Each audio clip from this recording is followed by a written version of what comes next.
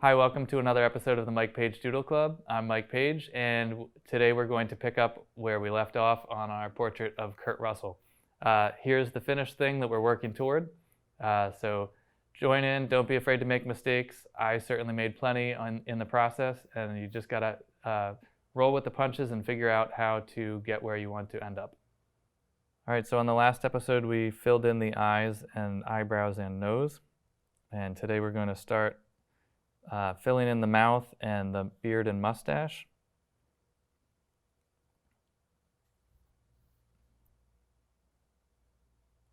And I'm just trying to figure out, I think I might actually start with the mustache. Bringing it down. Just kind of figure out the parameters of where the mouth is going to be. Anytime you're drawing a person's face when they're looking towards you, you'll want the corners of the mouth to fall underneath their pupils.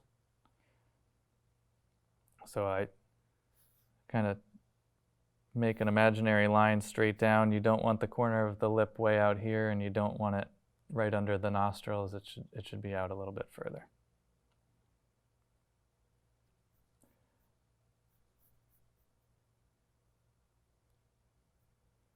And just like the lower part of the nose was a slight smushed letter U, the center of the mouth will be the same thing. That's going to be the upper lip will be above that, the lower lip will be below it. And just like the nostrils were then smushed rainbows, this is going to be almost a flat line, but just barely arched. And now that I'm out underneath that pupil, I put the corner of the mouth there.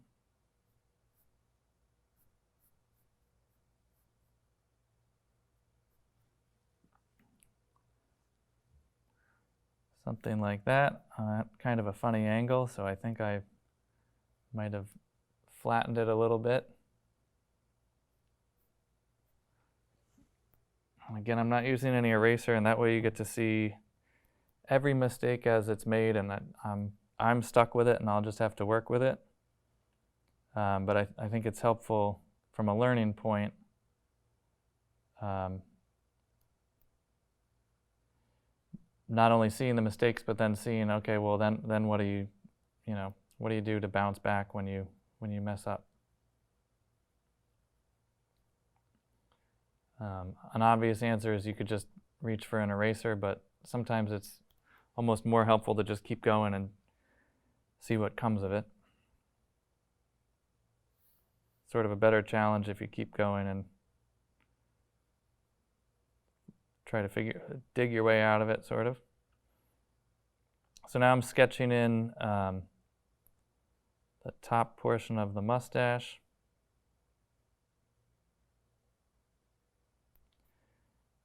And his lips are very thin, so we're going to sketch. And again, just like this, it's going to be the upper lip is sometimes a little more V-shaped right here. And then it's going to come in about like that. But just like the nose and eyes, sort of less is more. So I just kind of drew in that full line so you can see it. But the best advice I could give for drawing a mouth is don't draw the entire thing. If I draw a line to outline the mouth, I've already ruined it. Shading the lips is the best way to make lips. If you draw an outline of lips, they're already a little too cartoonish. So now I'm going to come in and start just do some quick shading on the lips to try to make up for the fact that I just made an outline for you. So now we've got that. And then you can make it a little bit darker right in the middle there. or at the lower portion of the top lip anyway. And the bottom lip is where you really don't want to draw a line. If you draw the full parameters of the lower lip as a line, no matter who you're drawing, it was probably a mistake to do so. So when you're making a lower lip, the best thing you can do is just sort of lightly shade it.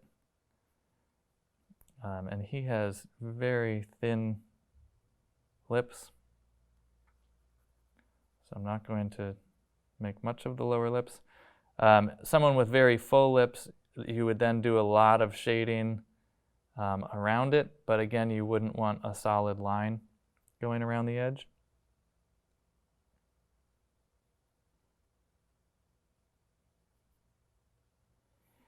And now I'm going to start figuring out the beard.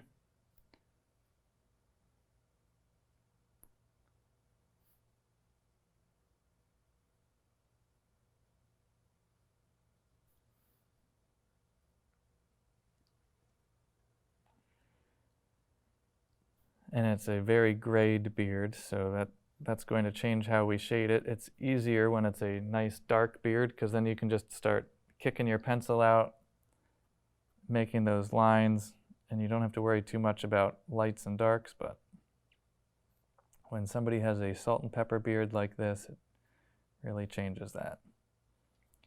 I had mentioned when I was explaining the eyebrows that it always helps to draw them the direction that the hair grows. That is true, but in the mustache, I'm going to break that rule a little bit. So in the top portion, I will be drawing it coming down. And in the bottom portion, I will be drawing it going up.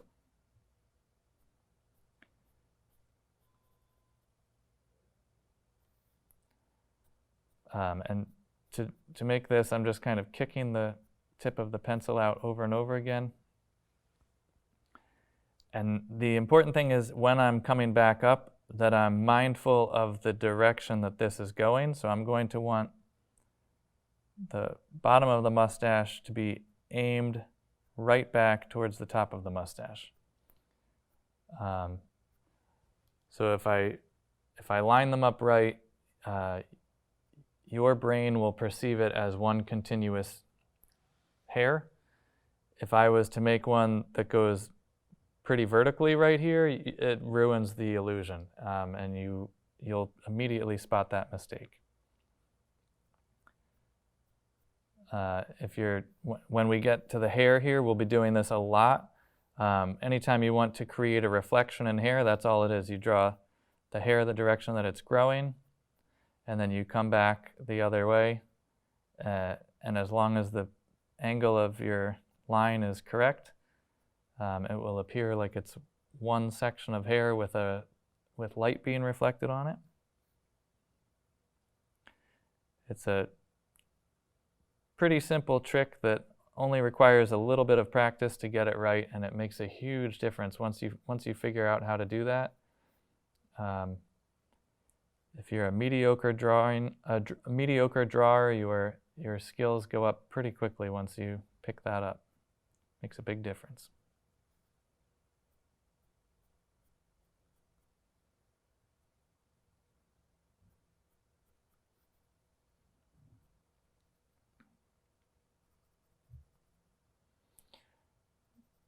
And really, I would like to be doing this a little bit lighter than this, but I want to make sure that it's visible for the camera under this lighting.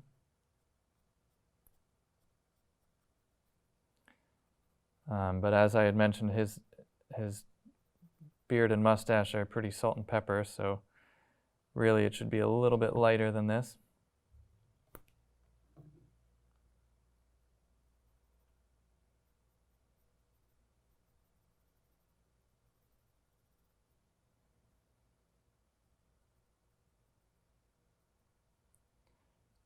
And his mustache really continues all the way out, which is rare. Usually it would blend right in here, but his mustache is very defined even once it gets into the beard area.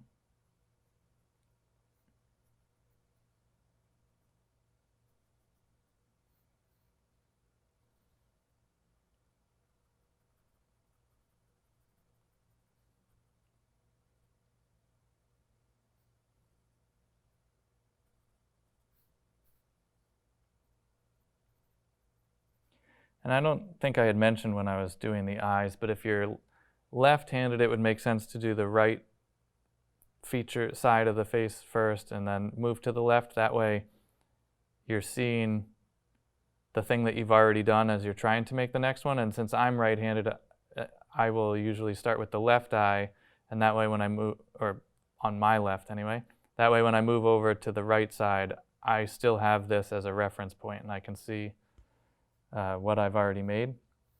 So if I do this one first and then I come over here, sometimes I'm kind of blocking what I'm trying to see.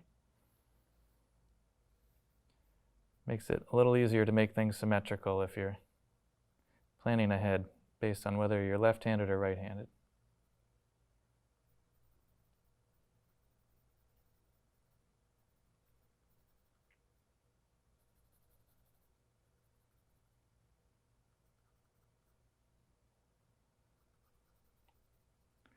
This is kind of a funny angle for me to reach, so I apologize if I'm getting in the shot too much. When I'm kind of really stretched out here trying to get around the pad.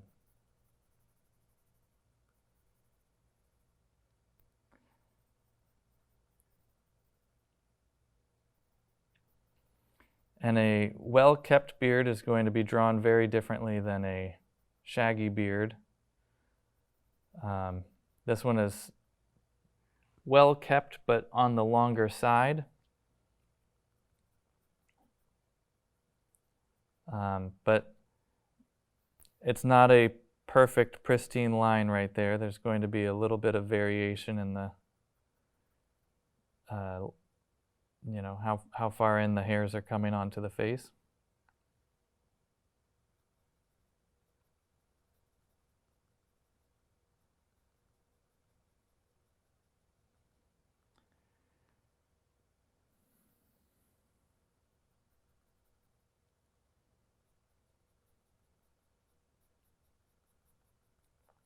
And I haven't blocked in the ears yet. The beard is going to cover a chunk of the ears. But when you're drawing ears, those will go from the line that the eyes are on to the bottom of the nose. With very few exceptions, that's the way ears work. Some people have ears that are a little bit long. If you're a really old man and your ears have gotten droopy, then they might go a little past your nose, but for most portraits, you're going to mark the ears from the eye line to the bottom of the nose.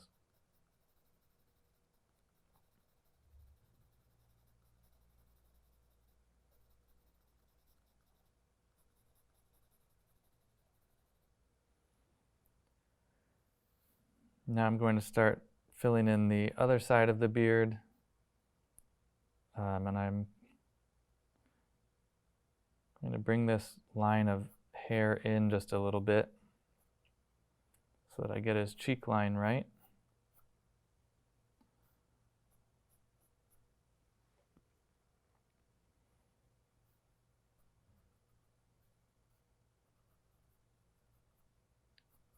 His beard is going to come in about like this.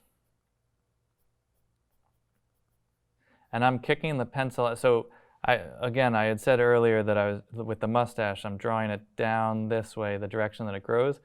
But in this area here, I'm actually kicking in towards the cheek just to get a nice taper line as you kick the pencil out. So it's thicker here, and then as I bring it in, it's a skinnier, the line tapers as it goes. And I had mentioned also having to work with your mistakes. I really kicked that out to demonstrate it, and now I'm going to have to bring this line in slightly to mask that, since I'm not using an eraser for this. Also, I don't know that it's showing up for you guys, but I'm starting to smudge a little bit with the backside of my pinky rubbing on the paper. So every now and then, when you're working on a drawing in pencil, it's good to clean off the backside of your hand so that you're not accidentally smudging things too much. Some people will actually set another scrap piece of paper in between their hand and the drawing. I don't usually do that, but I don't really work in pencil much anymore. I used to work in pencil all the time, and then I kind of abandoned it. I like working in pen now.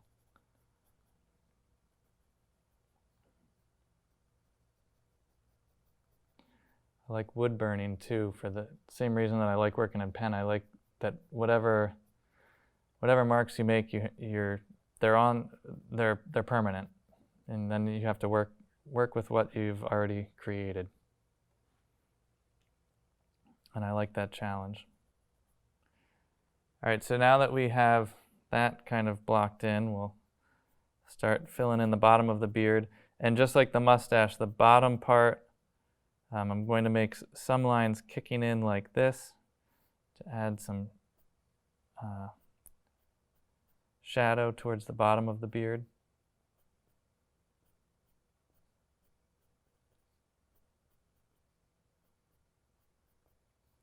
And I'm not thrilled with the angle that I just kicked that up at. So if you're watching and thinking that that didn't quite seem right, you're 100% right. That was not right.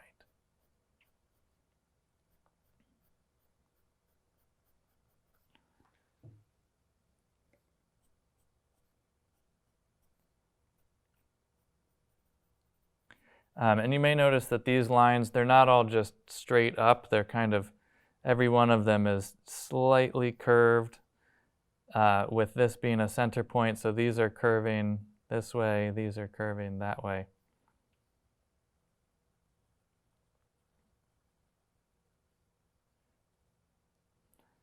And then we'll start coming in from the top.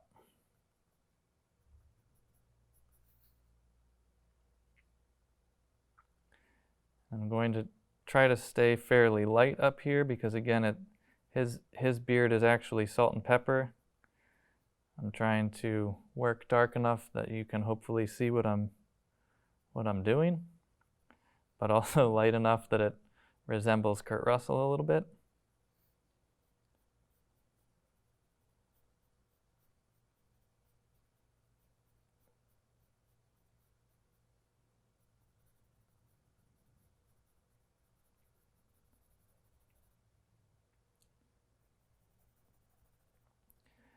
And if you're drawing somebody with a beard or mustache, you'll always want to look if there's anywhere where there's kind of extra shadows in there. You'd want to include that. Same with cheekbones and stuff. You know, if the cheekbones are very pronounced, you want to make sure to demonstrate that in the shading. You want to be mindful of all those little details.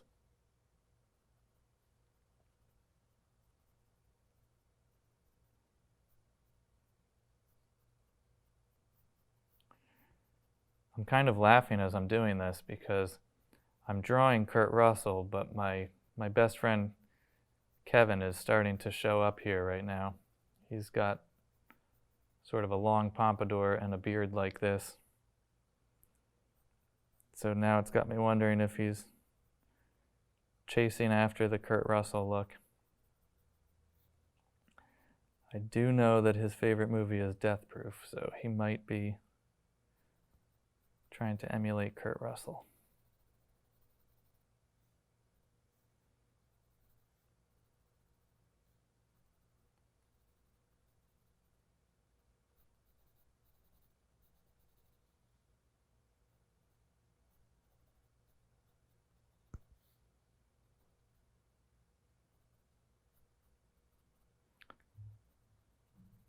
And again, if I was doing this off camera, some of this shading would be considerably lighter to make a nice light gray beard.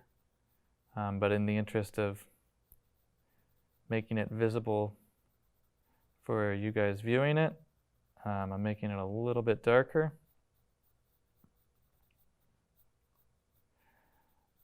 So basically, when you're doing somebody with a beard like this, it's just a lot of shading to fill in the space. And his beard actually extends onto his neck a little bit.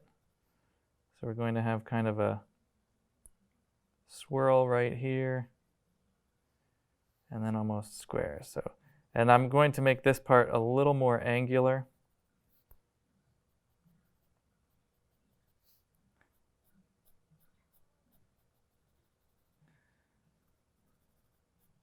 And again, being mindful of the direction that hair is growing. In this part of the neck, it'll be kind of doing that around here.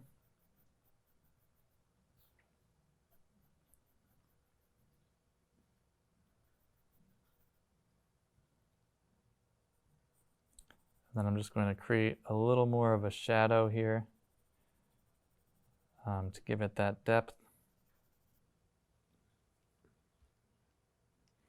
And I think we'll take a break there, and we'll pick it up. The next episode, we'll do the rest of the shading on the face and get into his hair.